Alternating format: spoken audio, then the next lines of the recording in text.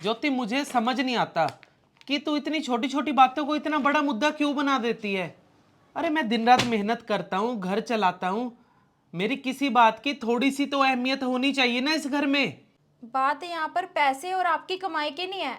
बात ये है कि हर फैसले पे सिर्फ अपना नजरिया थोपते हो।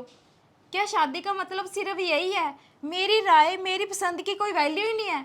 क्यों हर बात पे आप अपनी जीत और मेरी हार को जोड़ने लग जाते हो? यहाँ पे बात ना जीत हार की नहीं है, यहाँ पे बात है सही और गलत की। और जो मुझे सही लगेगा ना मैं सिर्फ वही करूंगा, और तुझे भी वही बात माननी पड़ेगी। तुम्हारी हर बात नहीं मान सकती मैं। आशु, जरा मेरी मदद कर दे ये बेटा। अरे मम्मी क्या हो गया, आप इस समय मशीन लेके क्यों बैठ गए? बस बेटा ये थोड़े कपड़े ठीक कर रही थी, और तुझे पता ही है मेरी नज़र कमज़ोर हो गई है। ये सुई में धागा नहीं डल रहा, ये जरा धागा डाल दे। लाओ मम्मी, डाल देता हूँ सुई में धागा।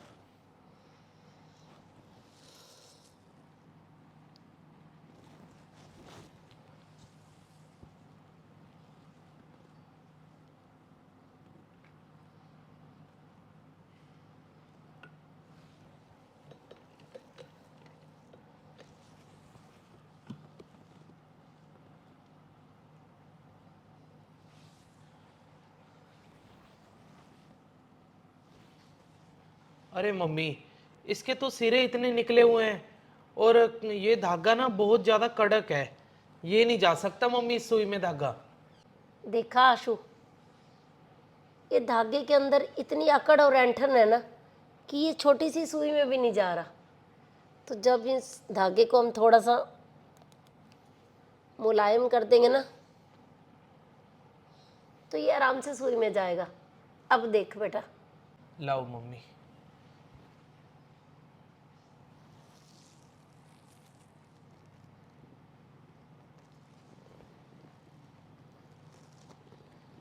अरे हाँ मम्मी, ये तो अब 1 मिनट में डल गया धागा।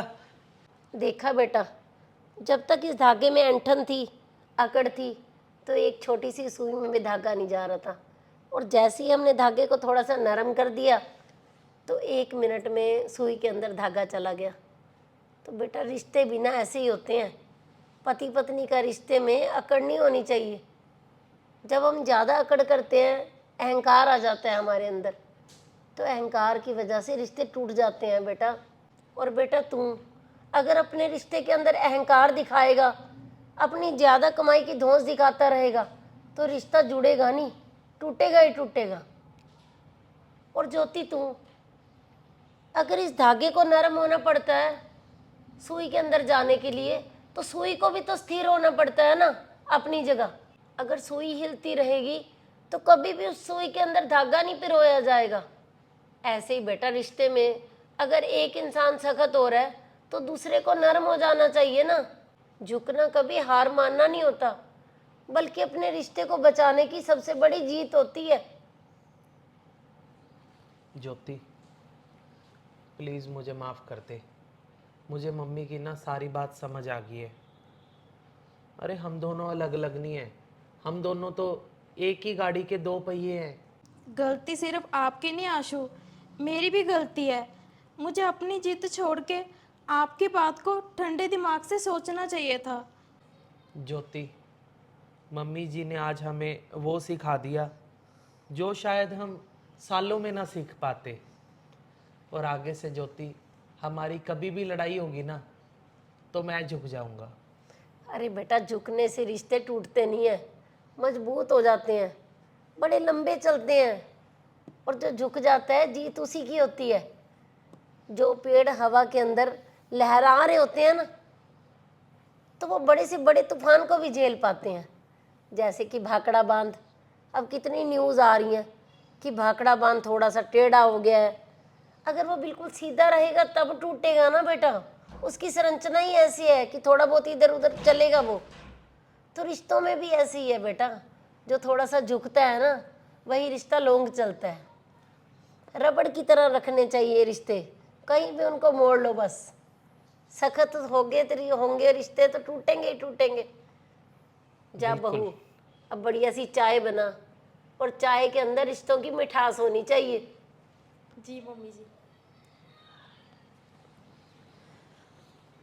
तो दोस्तों, ये छोटी सी स्टोरी बनाने का एक ही मकसद है, पति पत्नी की जो लड़ाइयाँ चल रही हैं, वो लड़ाइयाँ हो रही हैं ज़्यादातर अहंकार की वजह से, ईगो की वजह से।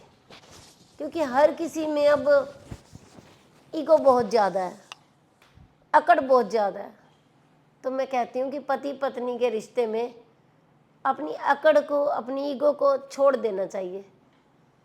एक रबड़ की तरह रिश्ता निभाना चाहिए पति पत्नी का, तो वो रिश्ता लॉन्ग चलेगा। तो स्टोरी दोस्तों अच्छी लगी हो ना, तो इसे शेयर ज़रूर कर देना। इसमें एक छोटा सा मैसेज है, हर पति पत्नी तक पहुंचना चाहिए। तो इस स्टोरी को शेयर करके हम इस मैसेज को बहुत सारे घरों तक पहुंचा सकते हैं। तो प्लीज़ एक शेयर ज़रूर करना है आपने। और ऐसी ही और स्टोरी देखने के लिए मनचंदा फैमिली व्लॉग और मनचंदा फैमिली स्टोरीज़ को फॉलो ज़रूर कर लीजिए। बाय।